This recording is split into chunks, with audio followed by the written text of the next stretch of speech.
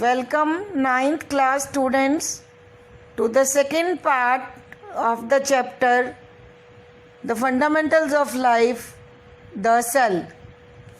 Earlier we discussed the plasma membrane, the cell wall and the difference between them. बच्चों, अब से पहले हमने प्लाज्मा मेम्ब्रेन और सेल वॉल की बात करी थी. आज हम डिस्कस करेंगे न्यूक्लियस और सेल डिवीज़न के बारे में और प्रोकैरियोट्स और यूकैरियोट्स के बारे में. Nucleus the cell brain. जैसे हमारा ब्रेन होता है वैसे सेल का ब्रेन होता है न्यूक्लियस. तो इसको हम कैसे डिफाइन करेंगे? Dense protoplasmic body that contains hereditary information controlling cell activities as well as for transfer to next generation.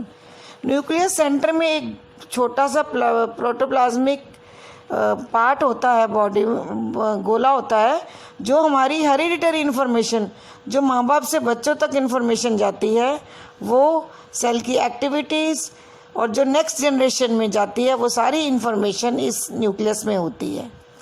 It lies in median और central position. In mature plant cells it lies towards periphery. वैसे ये central position में होता है, लेकिन plant cell में ये एक साइड पे पेरिफेरी पे होता है. In prokaryotes nuclear membrane is absent. जैसे सेल प्लाज्मा मेम्ब्रेन से कवर किया होता है, वैसे न्यूक्लियस भी न्यूक्लियर मेम्ब्रेन से कवर किया होता है, लेकिन प्रोकैरियोट्स में न्यूक्लियर मेम्ब्रेन नहीं होती. वहाँ पे इसको न्यूक्लियोइड बोलते हैं.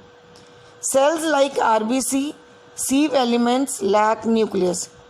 कुछ सेल होते हैं आरबीसी जो हमारे ब्लड में रेड ब्लड सेल्स होते हैं, सीव एलिमेंट्स जैसे सेल होते हैं, उस पर न्यूक्लियस नहीं होता. Cell without nucleus cannot survive for long time. Nucleus के बिना सेल लंबे टाइम तक जिंदा नहीं रह सकता. One nucleus is present in most of the cells but some cells में have more than one nuclear. वैसे तो सेल में एक न्यूक्लियस होता है, लेकिन कुछ सेल ऐसे होते हैं जिसमें एक से ज़्यादा न्यूक्लियस होता है. तो एक न्यूक्लियस वाले सेल को यूनिन्यूक्लिएट और एक से ज़्यादा न्यूक्लियस वाले सेल को मल्टी न्यूक्लिएट बोला जाता है. What is nucleus made up of? Nucleus किसका बना है? न्यूक्लियस के 4 पार्ट होते हैं. फर्स्ट इज न्यूक्लियर एनवलप यानी कवर, एक double membrane covering which separates the nucleus from cytoplasm. It contains many nuclear pores. तो न्यूक्लियस के आसपास एक कवरिंग होती है जिसको न्यूक्लियर मेम्ब्रेन बोलते हैं. वो साइटोप्लाज्म से न्यूक्लियस को अलग करता है और इस मेम्ब्रेन में पोर्स यानी छोटे छोटे छेद होते हैं. Second part is nuclear pore which allows exchange of material between nucleus and cytoplasm. जो न्यूक्लियस पोर्स होते हैं उसमें से मटेरियल एक्सचेंज किया जाता है साइटोप्लाज्म और न्यूक्लियस में से. Next is nucleoplasm. जैसे सेल का साइटोप्लाज्म होता है वैसे न्यूक्लियस का न्यूक्लियोप्लाज्म होता है. It is colourless dense SAP found. SAP होता है गाढ़ा liquid found inside the nucleus in which chromatin and nucleolus are suspended. ये गाढ़े लिक्विड की तरह होता है जिसमें क्रोमेटिन और न्यूक्लियस पड़े होते हैं. And last part is nucleolus, a round structure found inside the nucleus which is rich in RNA and protein. It is site of ribosome formation. Nucleolus एक स्ट्रक्चर होता है सेंटर में, छोटा सा गोल स्ट्रक्चर होता है जो जिसमें आरएनए और प्रोटीन होते हैं और यहाँ से राइबोसोम की फॉर्मेशन होती है.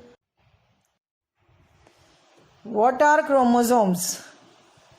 Chromosomes are thread-like structures which are formed by condensation of chromatids during cell division are called chromosomes.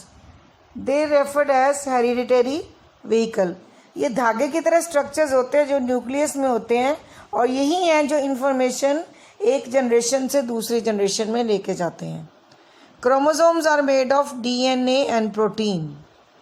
A chromosome contains of 2 similar threads called chromatids. जो क्रोमोसोम्स होते हैं वो 2 एक जैसे धागों से बने होते हैं, धागों जैसे स्ट्रक्चर से, जिसको क्रोमेटिड्स बोलते हैं. आप नीचे पिक्चर में देख सकते हो ग्रे वाइट कलर के क्रोमोसोम्स की पिक्चर है, जिसमें जो साइड पे धागे हैं वो क्रोमेटिड्स हैं। 2 क्रोमेटिड्स सेंटर में अटैच होते हैं सेंट्रोमियर से, और सेंट्रोमियर के दोनों साइड पे जो क्रोमेटिड्स होते हैं उनको आर्म्स बोलते हैं। तो ये है क्रोमोसोम्स का स्ट्रक्चर। अब हम बात करते हैं क्रोमोसोम नंबर की। हर एक स्पीशीज़ में क्रोमोसोम नंबर फिक्स्ड होता है। Chromosome number is fixed for each species. मान लो ह्यूमन यानी इंसान है तो उसमें भी फिक्स है। अगर कोई मान लो मैंगो प्लांट है तो उसका अपना एक अलग नंबर है। मान लो कोई चींटी है या कोई और जीव जंतु है, सबका अलग अलग नंबर है क्रोमोसोम्स का। In most organisms they occur in homologous pairs.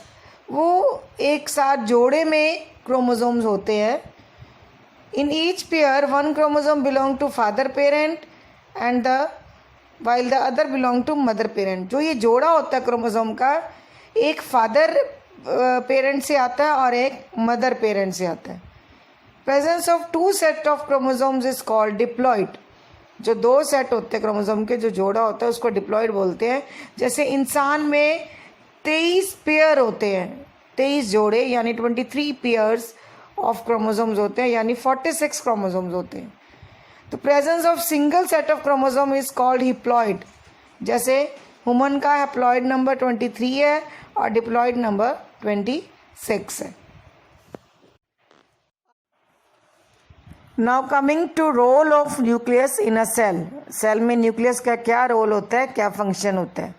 First point, nucleus contains all the genetic information not only for the cell but also for the whole organism. Nucleus में जेनेटिक इन्फॉर्मेशन होती है। Genetic information वो होती है जो parents से बच्चों को यानी एक जनरेशन से दूसरे जनरेशन को जाती है। वो सिर्फ सेल की नहीं बल्कि पूरे जंतु की, जीव जंतु की इन्फॉर्मेशन न्यूक्लियस में होती है। Second point, it functions as control centre of the cell as it controls cell metabolism and cell activities. ये सारे सेल को कंट्रोल करते हैं, इसके सारे काम इस कंट्रोल में होते हैं। सेल में जो भी एक्टिविटीज़ होती हैं, सेल का मेटाबॉलिज्म होता है या जो भी सेल के काम है इसके कंट्रोल में होते हैं। Third point, ribosomes are formed by nucleolus part of the nucleus. Ribosome की फॉर्मेशन न्यूक्लियोलस में होती है। Fourth point, nucleus brings about cell differentiation by which a cell attains a specific structure and function। Nucleus के कारण ही cell का एक खास structure और फंक्शन होता है जो हर एक सेल का अलग अलग होता है। Number 5, division of nucleus is essential for sale division. अब सेल डिवीजन तभी होती है जब न्यूक्लियस की डिवीजन होती है, तो न्यूक्लियस एक इम्पॉर्टेंट पार्ट है सेल डिवीजन में। Number 6, reshuffling of chromosomes and change in genes produce variation. जब ये क्रोमोसोम की रीशफलिंग होती है या चेंज होती है तो जीन्स में वेरिएशन यानी चेंजेस आ जाते हैं। Now let's discuss prokaryotes and eukaryotes. Prokaryotes are a group of organism that lack a cell nucleus or any other membrane bound organelles. They differ from the eukaryotes which have a cell nucleus. Prokaryotes are single celled organisms such as bacteria and are roughly 1 micrometer in diameter. Prokaryotes single cell animals होते हैं, एक cell के जंतु होते हैं, जीव जंतु होते हैं, एक ही सेल के बने होते हैं। तो इसमें क्या फ़र्क है कि इनके जो न्यूक्लियस या कोई और सेल के पार्ट्स हैं उनके ऊपर मेम्ब्रेन कवरिंग नहीं होती, इनके ऊपर इनका न्यूक्लियस खुला ही होता है जैसे बैक्टीरिया में, और ये बहुत ही छोटे होते हैं, 1 माइक्रोमीटर जैसा इसका डायमीटर होता है। A eukaryote is an organism whose cell contain complex structures inside the membrane. The defining membrane-bound structures that sets eukaryote cell apart from prokaryotic cells is the nucleus or nuclear envelope within which the genetic material is carried. तो eukaryote में क्या होता है कि जो nucleus होता है उसके ऊपर एक मेम्ब्रेन कवरिंग होती है। जैसे सेल के प्लाज्मा मेम्ब्रेन होती है, वैसे न्यूक्लियस मेम्ब्रेन होते हैं, और उस मेम्ब्रेन के अंदर ही सारा न्यूक्लियर मटेरियल होता है। तो ये दोनों चीज़ों में फ़र्क है, प्रोकैरियोट्स एंड यूकैरियोट्स में। Prokaryotes do not have a nucleus that houses its genetic material. Prokaryotes में एक प्रॉपर न्यूक्लियस नहीं होता जिसमें जेनेटिक मटेरियल हो। Prokaryote cell consist of large DNA molecule compacted in an area of cytoplasm called the nuclear region. उसमें एक बहुत बड़ा डीएनए का मॉलिक्यूल होता है जो साइटोप्लाज्म में होता है, जिसको हम न्यूक्लियर रीजन बोलते हैं। The nuclear region is protected and encased by cell wall और cell membrane, the outer layering of the cell, similar to human skin. Finally, जैसे हमारी स्किन हमारे सारे बॉडी पार्ट्स को कवर करती है, उसी तरह सेल की मेम्ब्रेन ये जो प्रोकैरियोट्स का डीएनए मटेरियल है उसको कवर करती है। Flagellum, a rudder-like device, affords the prokaryotes the luxury of mobility. Flagellum जैसे एक टेल टाइप या थ्रेड लाइक स्ट्रक्चर होता है जो क्या करता है, इसको ये मूवमेंट के लिए, मोबिलिटी में हेल्प करता है।